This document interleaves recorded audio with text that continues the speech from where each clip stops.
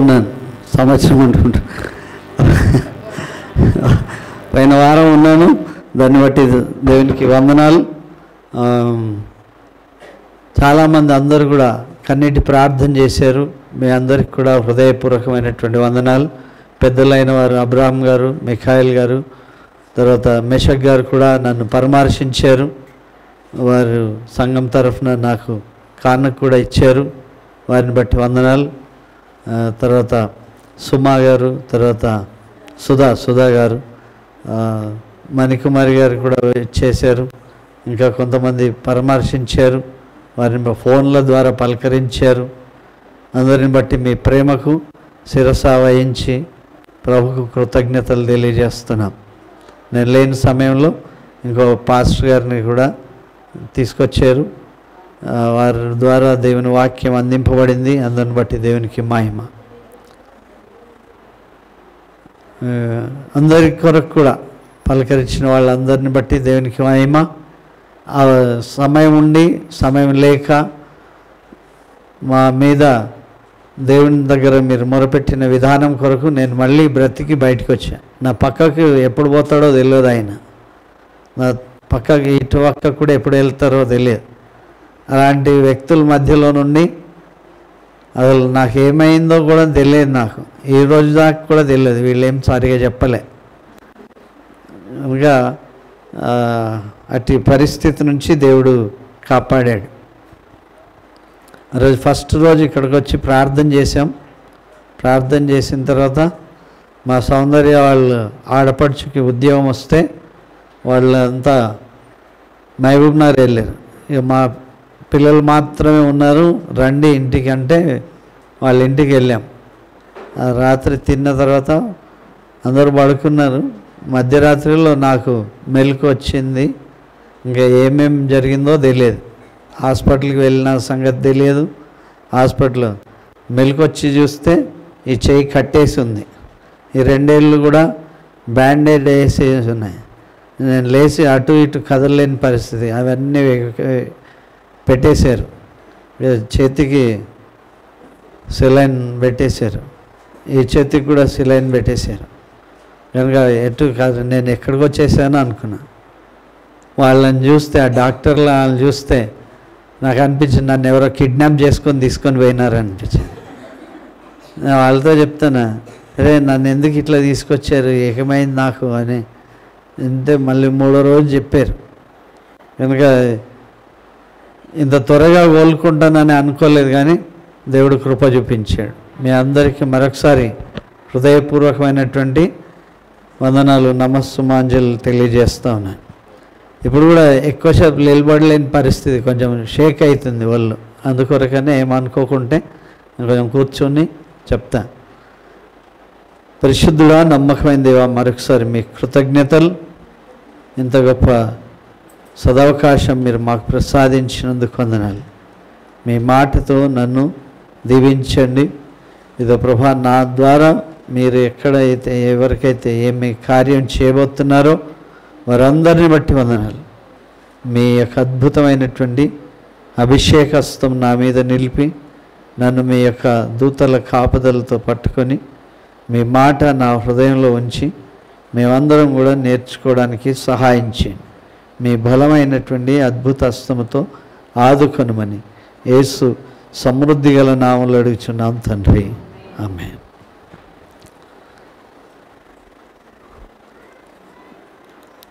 దేవుని నామానికి మహిమ.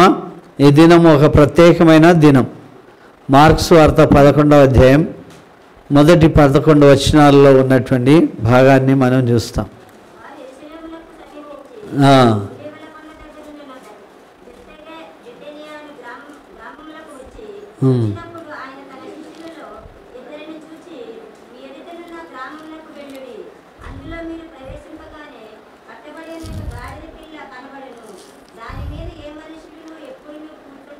చాలు.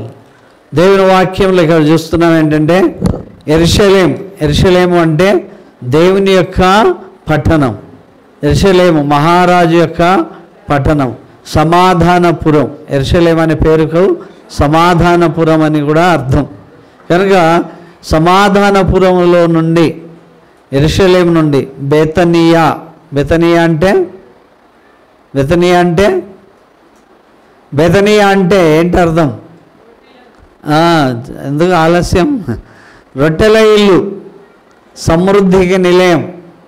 కనుక సమాధానపురం నుండి సమృద్ధి అయినటువంటి ఇంటిలో నుంచి ఎక్కడికి వెళ్తున్నారంట? గ్రామమునకు వచ్చారు. బెతనియా అనే గ్రామం, బెతనియా బేత్పగే అనేటువంటి గ్రామమునకు వచ్చారు. వలీవల కొండ.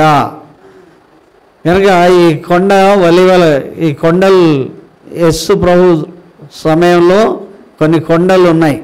ఆ కొండల్ని మనం నెక్స్ట్ టైం మనం చూద్దాం. కనుక ఈ కొండలు ఒలీవల కొండ దగ్గరికి వచ్చారు. ఒలీవల కొండ దగ్గరికి వచ్చిన తర్వాత ఇద్దరిని పిలిచారు. ఆ గ్రామానికి ఎప్పుడు యేసు ప్రభు వెళ్ళలేదు. గమనించాల్సిన విషయం ఏంటంటే యేసు ప్రభు ఎన్నడూ వెళ్ళినటువంటి గ్రామంలో ఒక గాడిద పిల్ల కట్టబడింది. గాడిద పిల్ల ఉన్నాయి. ఆ రెండు అక్కడ కట్టబడడం వలన యేసు ప్రభు తన శిష్యులను ఇద్దరిని పిలిచి మీరు ఎదుట ఉన్న గ్రామానికి వెళ్ళండి అని చెప్పారు. ఎన్నడూ వెళ్ళనటువంటి ఊరిలో ఎన్నడూ కూడా యేసు ప్రభు ఆ గ్రామానికి వెళ్ళలేదు. వెళ్ళకపోయినా ఆ గ్రామంలో ఏమున్నదో యేసు ప్రభు చూశాడు. ఆ యేసు ప్రభు మనుషులను మాత్రమే కాకుండా జంతువులను కూడా చూశాడు. హల్లెలూయా. యేసు ప్రభుకి మనుషులే కాదు జంతువులు కూడా తెలుసు. ఆ జంతువులు ఏ స్థితిలో ఉన్నవో కూడా చూశాడు. ఏ స్థితిలో ఉన్నవి? కట్టబడి ఉన్నటువంటి స్థితిలో ఆ జంతువులు ఉన్నవి. హల్లెలూయా. అందులో ఒకదాన్ని విప్పి తోలుకొని రండి, తీసుకొని రండి అని చెప్పాడు. వారు విప్పుతుంటే అక్కడ ఉన్నటువంటి వ్యక్తులు ఏం మాట్లాడతారో కూడా యేసు ప్రభు ముందే చెప్పాడు. హల్లెలూయా. ఇది ఎవరికి కావాలి అని అడిగితే ప్రభుకు కావాలి అని చెప్పండి అని కూడా చెప్పాడు. మీరు ఎందుకు విప్పుచున్నారు అనేటువంటి మాట, కనుక ఇది ఎవరికి కావాలి అనేటువంటి మాట, ఎందుకు విప్పుచున్నారు అనేటువంటి మాట ప్రభువుకు కావాలి అని చెప్పమని చెప్పాడు. హల్లెలూయా. ఈ సంఘటనల ద్వారా మనం కూడా యేసు ప్రభుకి బాగా తెలిసే ఉంటాం. మనం అనుకుంటాం నేను యేసు ప్రభు మందిరానికి పోలే, నాకు తెలియదు. మనం ఇంట్లో ఉన్నా తెలుసు, మనం ఏం మాట్లాడతామో ముందే తెలుసు, మనం ఏం ఊహిస్తామో కూడా ఆయనకు తెలుసు. ఆయనకు తెలియకుండా మనం ఎక్కడ రహస్య స్థలంలో దాగుకొని ఉండలేమని చెప్పి 139వ కీర్తనలో చెప్తారు. కనుక ఆయనకు తెలియకుండా మనం ఆకాశంకి ఎక్కినా ఆయన అక్కడ ఉన్నాడు, మనం పాతాళంలో పడుకున్నా ఆయన అక్కడ ఉన్నాడు, మనం భూదిగంతంలోనికి సముద్ర దిగంతంలోనికి వెళ్ళినా ఆయన అక్కడ ఉంటాడు. ఈ మధ్యకాలంలో సునీత విలియమ్స్ అంతరిక్షానికి వెళ్ళారు కదా. ఒకవేళ చనిపోతే అటు నుండి అంటే దగ్గర అనుకుంటే అక్కడ నుండి అక్కడ దగ్గర అనుకున్నాం అనుకో, 4 అడుగులు వేసేస్తే పర్లేదు చేస్తుంది అనుకుంటే అయ్యేది కాదు కదా. ఎక్కడ ఉన్నదో తెలియదు. కనుక దేవుడు రహస్య స్థలములలో ఉన్నటువంటి ప్రభు. హల్లెలూయా. కనుక సముద్ర దిగంతంలోకి పోయినా ఆయన అక్కడ ఉన్నాడు, ఆకాశంలోనికి ఎక్కినా ఆయన అక్కడ ఉన్నాడు. ఆయన సన్నిధి నుండి మనం ఎక్కడికి పారిపోలేము. హల్లెలూయా. కనుక వాళ్ళు ఆకాశం అంటే ఇక్కడ చంద్రమండలానికి వెళ్ళలే. వాళ్ళు ఎక్కడికి వెళ్ళారు అంటే ఒక పెద్ద ఫుట్బాల్ గ్రౌండ్ లాంటి గ్రౌండ్లో ఈ యొక్క నాసా వాళ్ళు ఏర్పాటు చేసినటువంటి ఆ యొక్క ఆ స్థలంలో ఆ యొక్క స్పేస్లో ఉన్నారు, స్పేస్ స్టేషన్లో ఉన్నారు. కనుక railway station, metro station, airport station ఉంటాయి కదా, బస్ స్టేషన్, అట్లా ఆ ఉండేటువంటి స్థలంలోనికి ఇవన్నీ రాకెట్లని వెళ్ళిపోయి అక్కడ ఉండేటువంటి స్థలంలోనికి వెళ్ళారు. కనుక దేవుడు ఇక్కడ భూమి మీద ఉన్నటువంటి మనం ఇంట్లో ఉన్న ఆయన చూస్తాడు, మనం బయట ఉన్న ఆయన చూస్తాడు, మనం బజార్లో ఉన్న ఆయన చూస్తాడు, ఆయనకు తెలియకుండా మనం ఎక్కడ కూడా ఉండలేము అనేటువంటి మాట ఇక్కడ చూస్తున్నాం. ఈవెన్ గాడిదలను కూడా దేవుడు చూశాడు. ఎవరైనా బుద్ధి లేకపోతే వాళ్ళని ఏమని పిలుస్తారు కదా, గాడిద అంటారు. కనుక అమ్మ నేను గాడిదనా అని చెప్పి వాడు కొంచెం బుద్ధి తెచ్చుకొని చక్కగా అవుతాడని అనుకుంటారు. కానీ దేవుని వాక్యం ఇక్కడ చెప్తున్నటువంటి మాట, ఆయనకు తెలియకుండా మనం ఎక్కడ కూడా దాచుకొని ఉండలేము. హల్లెలూయా, హల్లెలూయా. కనుక ఆయన మన ఇంట్లో ఉన్న కనబడతాడు, బయట ఉన్న కనబడతాడు, మనం ఆయనకు తెలిసే ఉంటాం. ఆయన మనకు విడుదల ఇచ్చే దేవుడు. హల్లెలూయా. కనుక దేవుని వాక్యం చెప్తుంది యెషయా గ్రంథంలో 61వ అధ్యాయంలో మనం 1వ వచనం ఆఖరి భాగంలో చూస్తాం.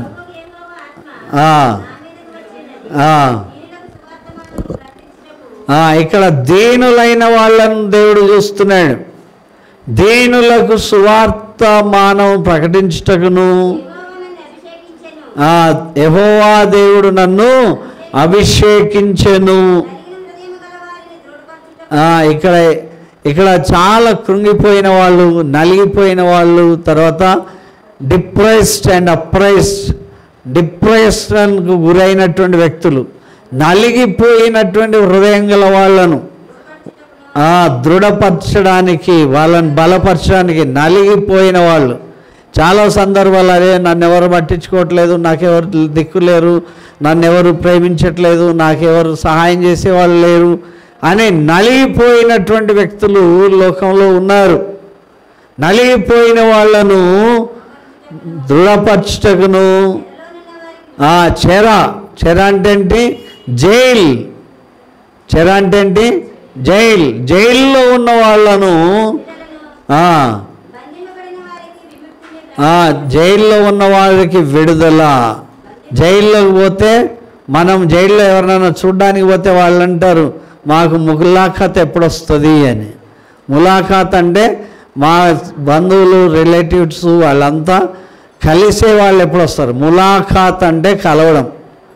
తర్వాత మాకు విడుదల ఎప్పుడు వస్తుంది? మాకు విడుదల అంటే ఒక లాయర్ నోటీస్ వచ్చి దాన్ని ఏమంటారు? బెయిల్. జైల్లో బెయిల్ కావాలి కదా, బెయిల్ ఎప్పుడు వస్తుంది అని అంటూ ఉంటారు. కనుక బెయిల్ ఎవరు తేవాలంటే లాయర్ తీసుకురావాలి. కనుక దేవుని వాక్యం చెప్తుంది జైల్లో ఉన్నవాడికి నీకు బిర్యానీ పెడతా అంటే వానికి ఏం తృప్తి ఉండదు, నీకు కొత్త బట్టలు కొట్టినిస్తా అంటే తృప్తి ఉండదు, నీకు బంగారు ఉంగరం పెడతా అంటే తృప్తి ఉండదు. వాడికి విడుదల కావాలి. జైల్లో ఉన్న వాళ్ళకి విడుదల, బంధింపబడిన వారికి విముక్తి కలిగించడానికి. హైజాకర్స్ ఉంటారు, హైజాకర్స్ ఏం చేస్తారు? తీసుకుపోయి బంధించేస్తారు. బంధించే వారికి విడుదల కలగడానికి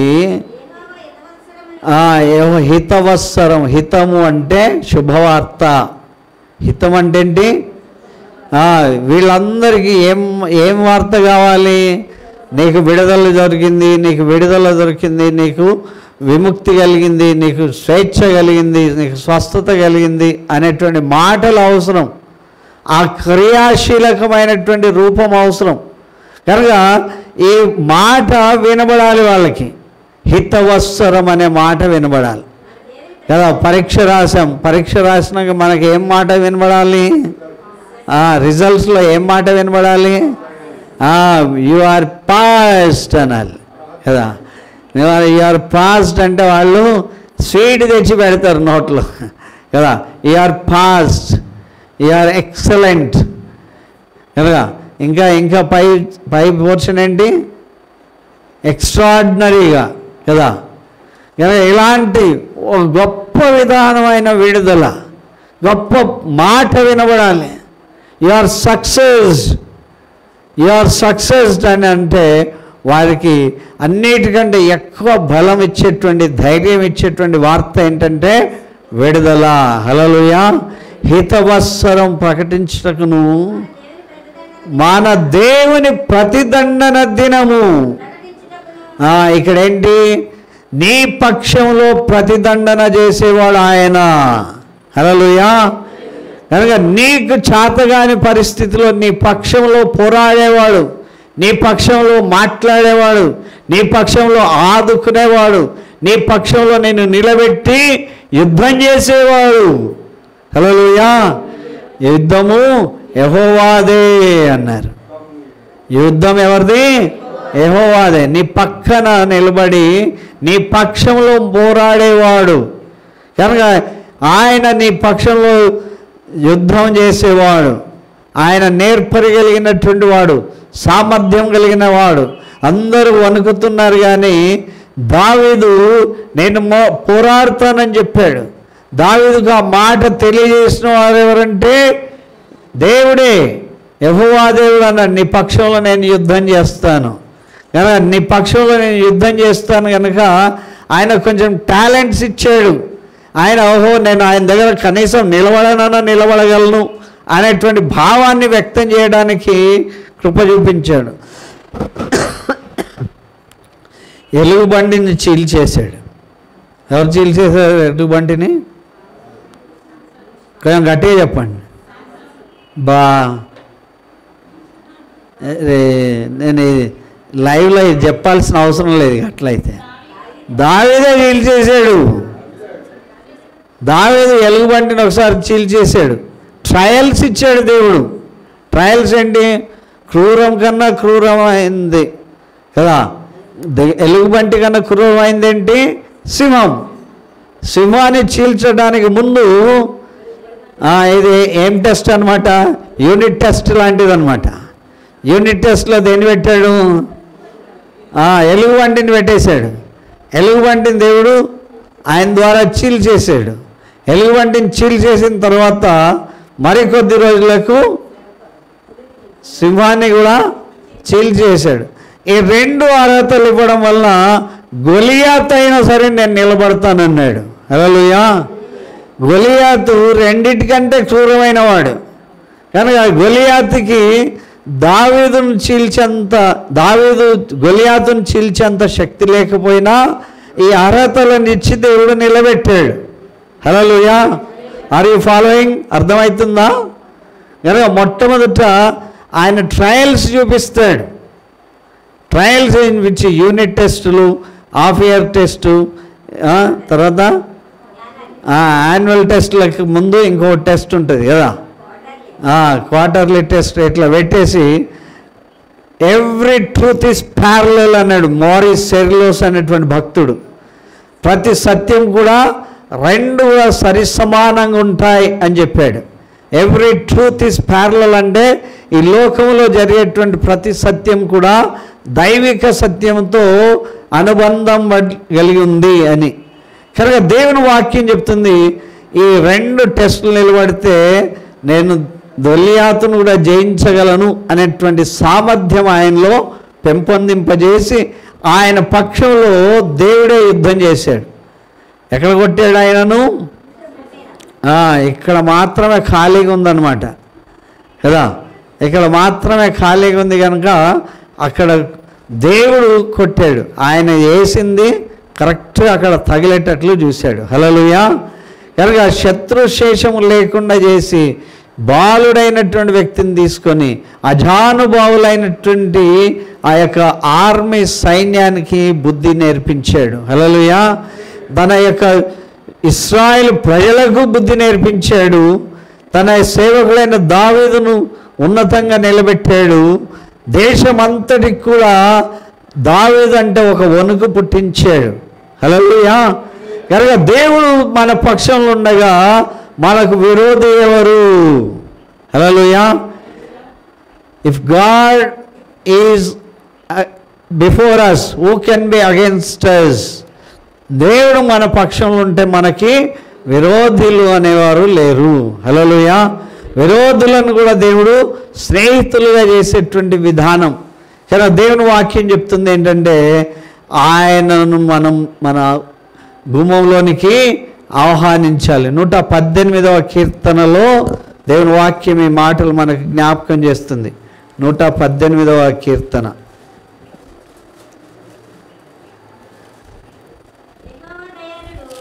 ఒక్క నిమిషం. ఒక్క నిమిషం.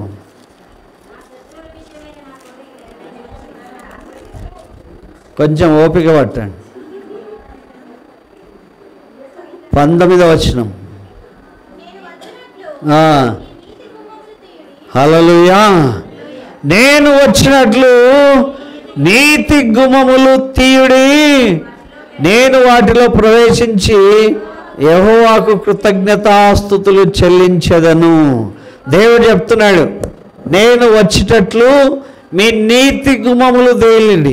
మిమ్మల్ని స్వస్థపరిచేవాడు, మిమ్మల్ని ఆశీర్వదించేవాడు, మిమ్మల్ని దీవించేవాడు, మిమ్మల్ని విడుదల ఇచ్చేవాడు, మీ పక్షంలో యుద్ధం చేసేవాడు దేవుడైనటువంటి యెహోవా ఏమంటున్నాడంటే, నేను వచ్చేటట్లు మీ నీతి గుమ్మములు తీయుడి. ఆయన అంటున్నాడు, మన కృతజ్ఞతాస్తుతులు ఎలా తెలియజేయాలో తెలియదు కనుక నేను వచ్చేటట్లు నీతి గుమ్మములు ప్రవేశించండి, తీయుడి, నేను వాటిలోనికి ప్రవేశించి దేవుడికి కృతజ్ఞతాస్తుతులు చెల్లిస్తాను. మన బలిపీఠములన్నీ కూడా పాడైపోయాయి. మన బలిపీఠములు చక్కగా లేవు. మనం బలిపీఠం ఎలా చెయ్యాలో తెలియదు కనుక మన బలిపీఠాన్ని ఆయన కడుతూ ఉన్నాడు. మన బలిపీఠంలో ఆయన తన యొక్క అర్పణను అర్పించడానికి ఇష్టపడుతున్నాడు. కృతజ్ఞతార్పణలు సమర్పించడానికి ఇష్టపడుతున్నాడు. మన గృహాలలో బలిపీఠాలు పాడైపోయాయి, లేకపోతే ఆరాధన స్థలాలు, లేకపోతే ప్రార్థన చేసేటువంటి సమయాలు, అందరం కూడా కలిసి ఆరాధించేటువంటి సమయం లేకపోయిండొచ్చు. కనుక ఆయన మన గృహాల్లోనికి వస్తున్నాడు. ఈరోజు నేను వచ్చినట్లు నీతి గుమ్మములు తీయుడి, నేను అందులో ప్రవేశించి యెహోవాకు కృతజ్ఞతాస్తుతులు. 20వ వచనం మళ్ళీ చెప్తున్నాడు, ఇది యెహోవా గుమ్మము. మనల్ని కూడా దేవుడు ఒక ప్రత్యేకమైనటువంటి పేరుతో పిలుస్తున్నాడు. ఆయన తన గుమ్మం, ఆయన శృంగారం అనే గుమ్మం దగ్గర ఉన్నటువంటి వ్యక్తిని బాగు చేశాడు. ఆయన శృంగారం అనే గుమ్మం దగ్గర కుంటివాడైనటువంటి వ్యక్తి ఉన్నాడు. కుంటివాడైన శృంగారం అనే గుమ్మం దగ్గర శృంగారం ఉండాలి, అంతా ఎంతో విలువైనటువంటిదిగా ఉండాలి.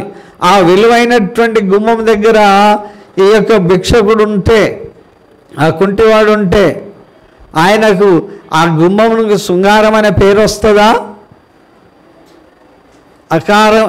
వికారమైనది ఏదైనా ఉంటే ఆ శృంగారం దగ్గర కనుక దేవుడు ఆ శృంగారం అనేటువంటి దేవాలయం దగ్గర ఉన్నటువంటి వ్యక్తిని బాగుపరిచి దానికి శృంగారం అనేటువంటి నామకరణము సార్థకం చేశాడు. హల్లెలూయా, హల్లెలూయా. మన జీవితంలో కూడా దేవుడికి అయిష్టమైనది ఏదైనా ఉంటే, అపశృతి తెచ్చేది ఏదైనా ఉంటే, వికారమైనది ఏదైనా ఉంటే, దేవుడు మనల్ని శృంగారం అనేటువంటి దేవాలయం దగ్గర ఉంచి మన గుమ్మానికి ఒక పేరు పెట్టాడు. ఏంటంటే ఇది నీతిమంతుల గుమ్మము. హల్లెలూయా. మన గుమ్మాలు ఏం గుమ్మాలు అన్నమాట? నీతిమంతుల గుమ్మాలు. నీతిమంతులే దానిలో ప్రవేశించి సురక్షితంగా జీవిస్తారు. ఇది యెహోవా గుమ్మము. ఇంట్లోకి వచ్చేవాళ్ళు వీళ్ళే.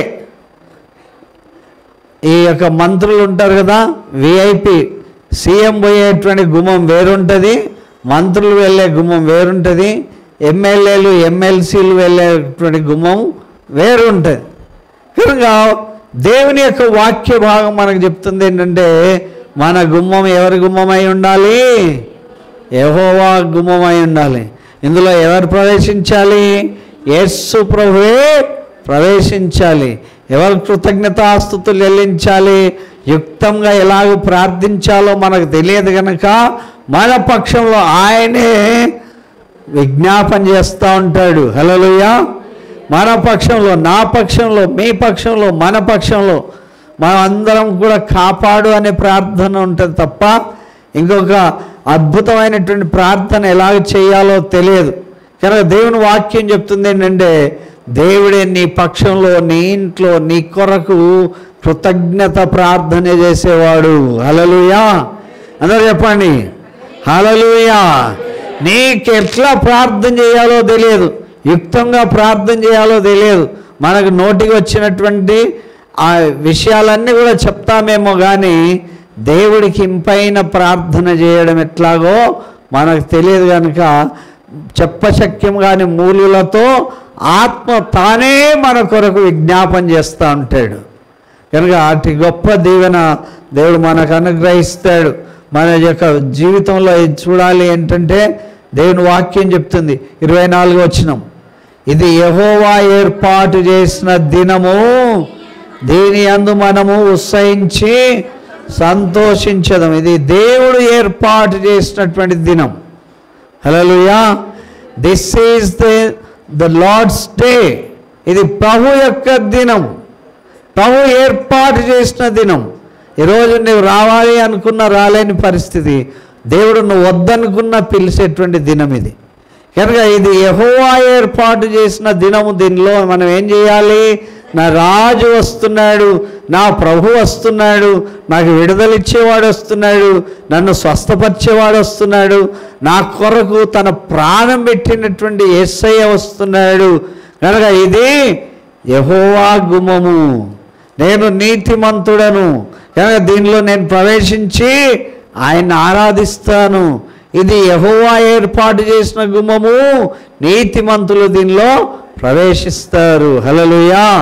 కనుక దేవుడు నిన్ను నీతిమంతుడుగా నీతిమంతురాలుగా తీర్చే దినం ఇది.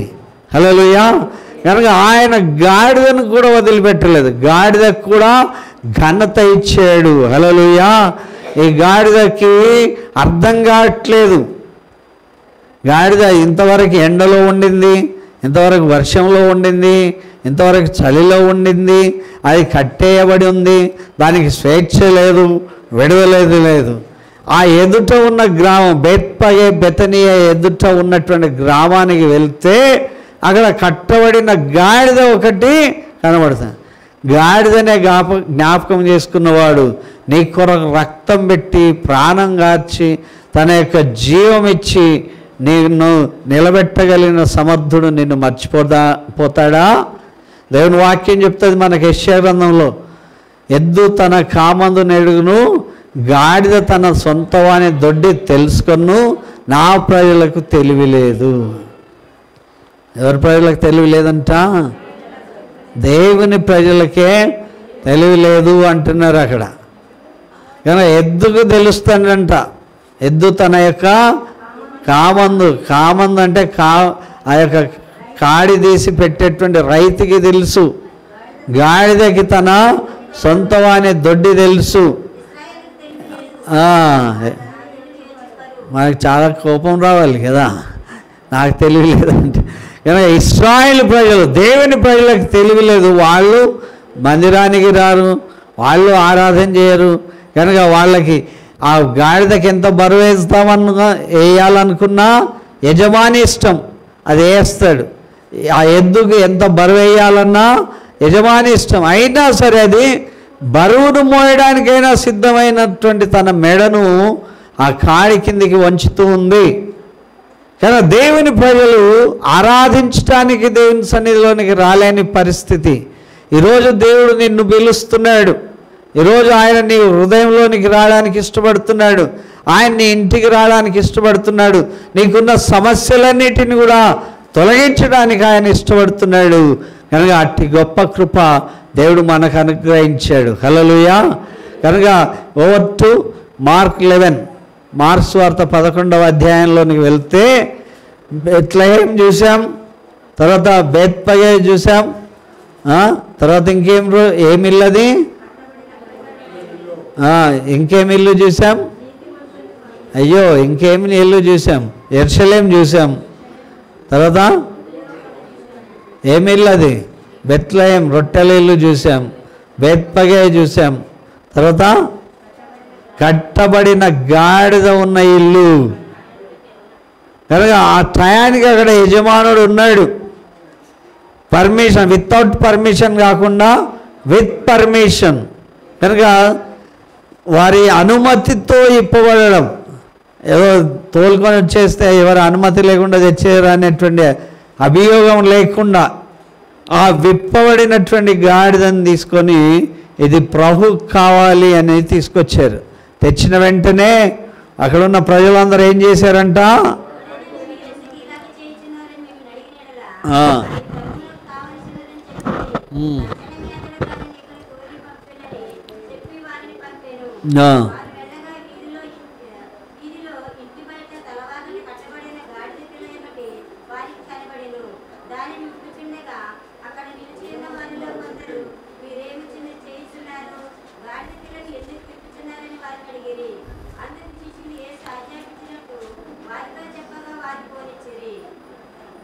నెక్స్ట్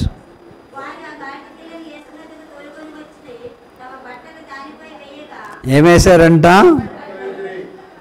ఎవరు బట్టలు వేశారు, వాళ్ళకు ఉన్నటువంటి మంచి బట్టలు దానిపైన వేశారు. యేసు ప్రభు ఆ గాడిద పైన కూర్చున్నాడు. అది ఎప్పుడు ఎవ్వరు కూడా కూర్చోలేదు. అలాంటి గాడిదని దేవుడు ఎన్నిక చేసుకొని దానిపైన కూర్చున్నాడు. తర్వాత ఇంకా ఏం చేశారు, గాడిద కాలు కింద పెట్టలేనంత ఘనత వచ్చేసింది. అనేకులు తమ బట్టలు పొరుగున పరిచిరి. తర్వాత ఇంకా చాలా అరిటాకులు లాంటివి, తర్వాత కింద ఎట్లాంటి ముళ్ళు లాంటివి కాదు, చాలా చెట్ల యొక్క కొమ్మలను పరిచేసారు.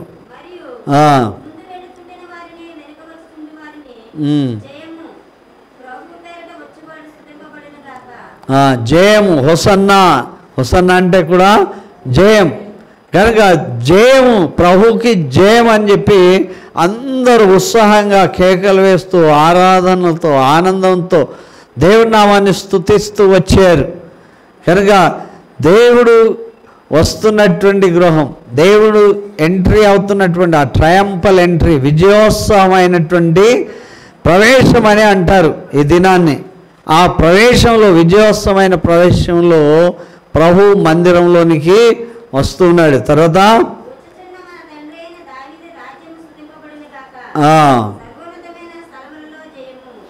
సర్వోన్నతమైన స్థలములలో జయము. ఇంతకు ముందు కూడా ఒకసారి జైలు కొట్టారు. ఎక్కడ కొట్టారు? సర్వోన్నతమైన స్థలములలో దేవునికి మహిమ. ఎవరు చెప్పారు? దేవుని దూతలు భూమి మీదకి వచ్చి ఈ పాట పాడారు. ఇప్పుడు మనుషులందరూ కలిసి చెప్తున్నారు, సర్వోన్నతమైన స్థలంలో జయము అని, హోసన్నా హల్లెలూయా అని కేకలు వేస్తూ వచ్చారు.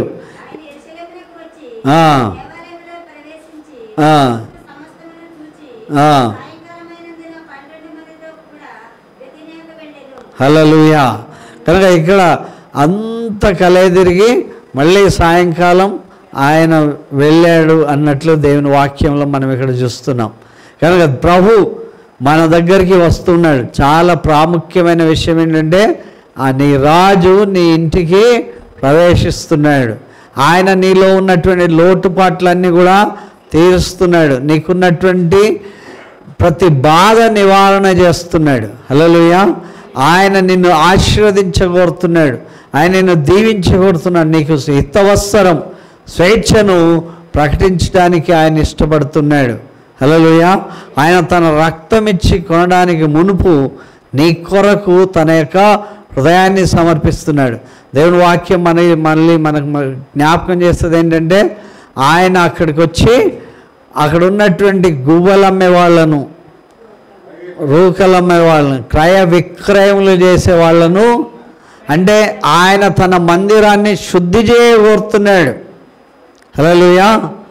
ఆయన తన మందిరాన్ని శుద్ధి చేయగోరుతున్నాడు. ఆ మందిరంలో జరిగేటువంటి అవకతవకలన్నిటినీ ఆయన సరిచేయగోరుతున్నాడు. ఇది నా మందిరము, ప్రార్థన మందిరం అనబడును, అయితే మీరు దాన్ని దొంగల గుహగా చేశారు అని దేవుని వాక్యం చెప్తాను. ఈ మందిరం దేవుని యొక్క మందిరము, ప్రార్థన మందిరం అనబడును అని చెప్పాడు అని వ్రాయబడి ఉన్నది అని దేవుని. దాన్ని దొంగల గుహగా చేశారు. అంటే మనం జీవితంలో మందిరం అనగానే ఒక ప్రాముఖ్యమైనటువంటి ప్రాధాన్యత మనకు కలగాలి. మన గృహం అనగానే మనకు దేవుడిచ్చినటువంటి ఆధిక్యతగా మనం భావించాలి. దేవుని దగ్గర నుండి మనం ఎక్కడి కూడా తొలగిపోలేము, తప్పిపోలేము. ఆ గాడిదను కూడా దేవుడు వదిలిపెట్టలే. నిన్ను నన్ను వదిలిపెట్టగలడా? వదిలిపెడతాడా? గాడిదను కూడా వదిలిపెట్టలే. కానీ దేవుని వాక్యం చెప్తుంది, నువ్వు తెలిసినా తెలియకపోయినా, నువ్వు మందిరానికి వచ్చినా రాకపోయినా ఆయన నిన్ను తన చేతుల్లో చెక్కిన. స్త్రీ తన గర్భమున పుట్టిన బిడ్డను కరుణింపకుండా మర్చునా? వారైనా మర్చుదురు కానీ నేను నిన్ను మరువను అని దేవుడు చెప్పాడు. హల్లెలూయా. వారైనా మర్చిపోతారేమో. చిన్నప్పుడు చాలా కలివిడిగా ఉంటారు, అత్తుకొని ఉంటారు కదా. ఇప్పుడు రోజులేని ఉన్నట్లు ఉంటారు, ఎట్లా దగ్గరగా ఉంటారు. పెళ్ళైపోయిన తర్వాత రోజులలో అమ్మ ఎట్లా వచ్చేసిందో ఆమె కూడా అట్లానే వెళ్ళిపోతుంది కదా.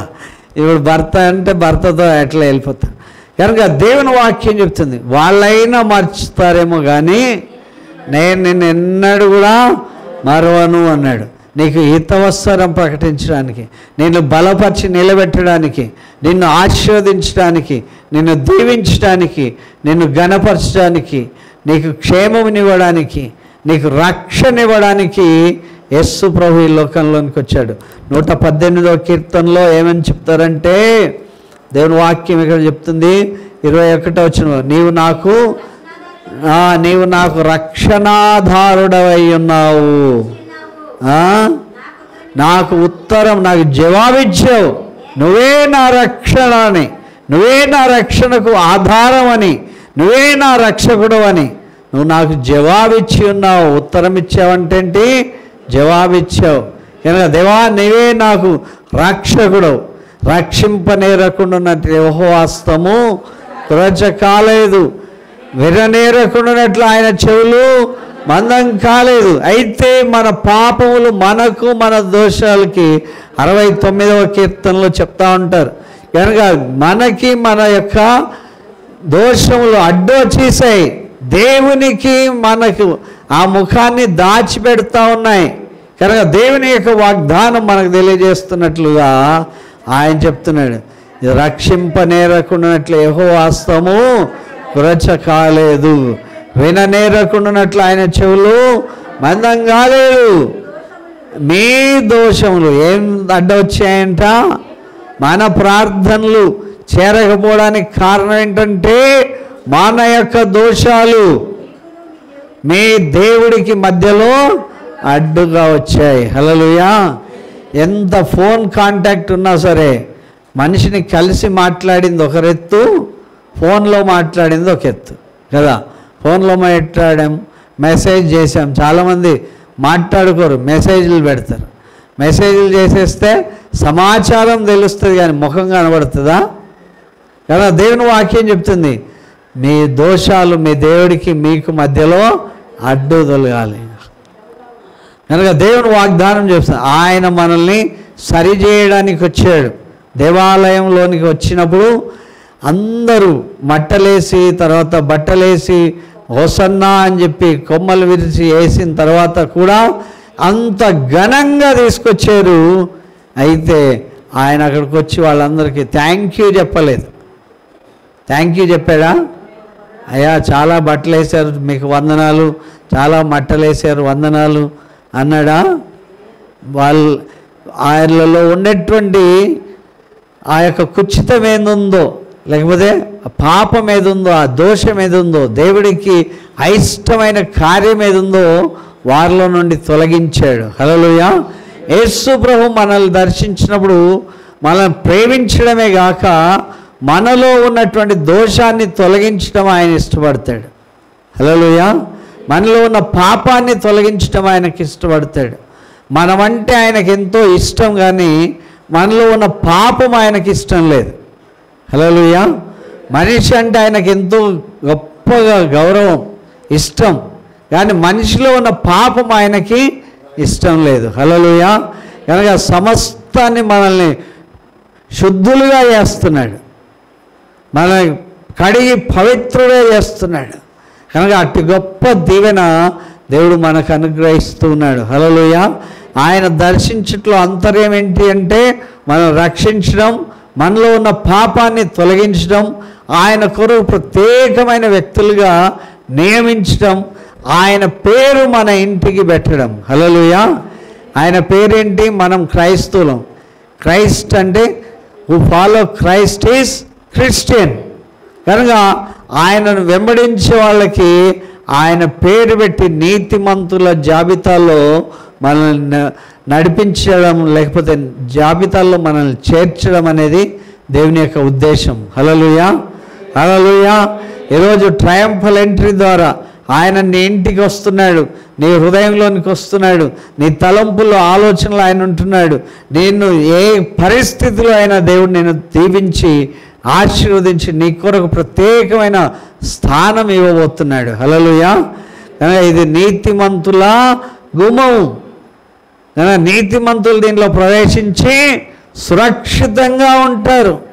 కానీ వాళ్ళు 61వ దావీదు యెషయా గ్రంథం ప్రకారం దేవుడు వాళ్ళ కొరకు అభిషేకాత్మనిచ్చి వాళ్ళలో ఉన్న ప్రతి విధమైన సమస్య నుంచి దేవుడు సంపూర్ణమైన విడుదల అనుగ్రహిస్తాడు.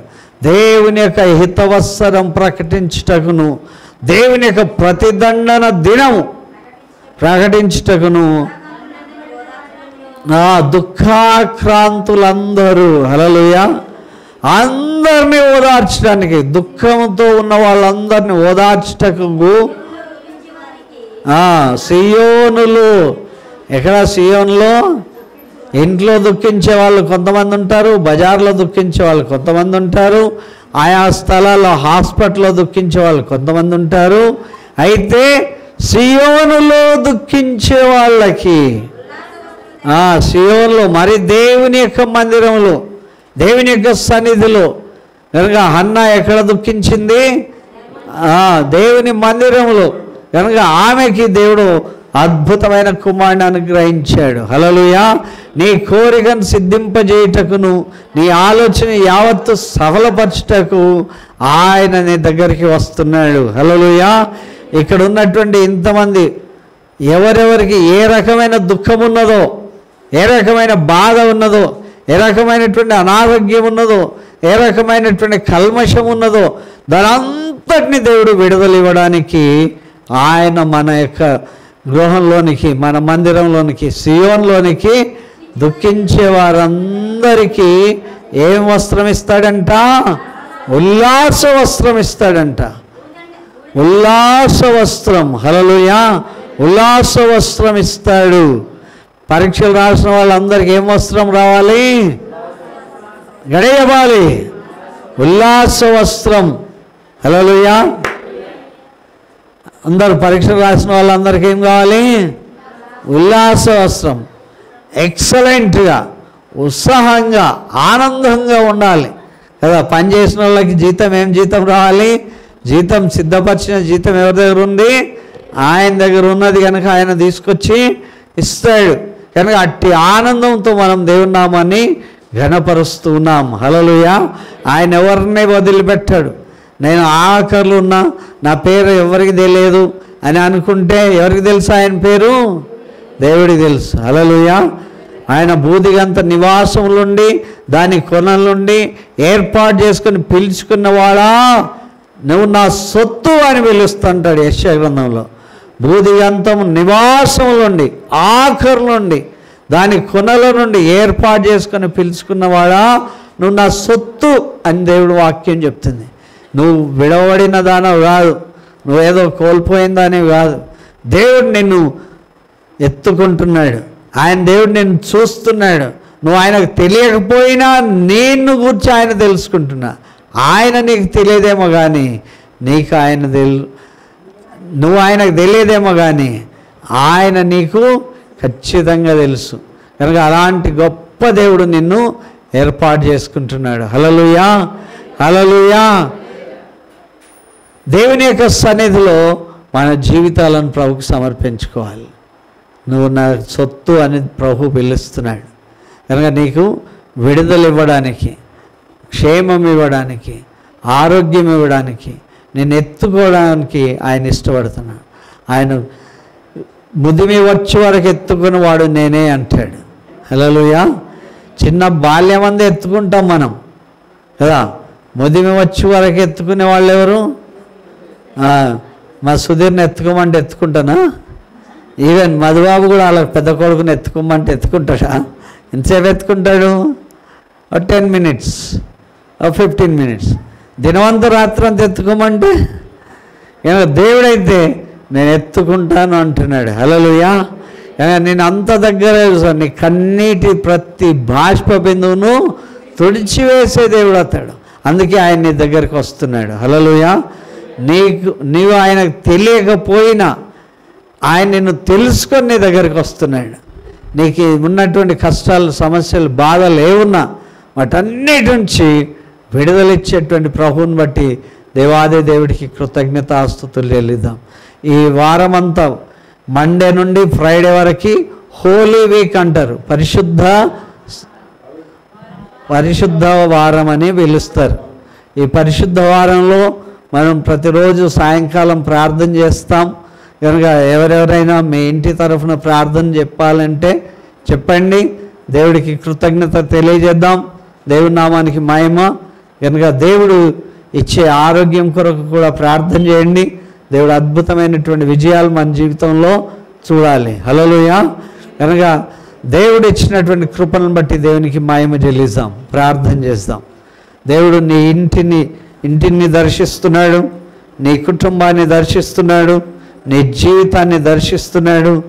ఆయన నీ కొరకు నీ గుమ్మానికి ఒక పేరు పెడుతున్నాడు. ఇది నీతిమంతుల గుమ్మం అని. ఇది పరిశుద్ధమైనటువంటి దేవుని యొక్క సన్నిధి అని.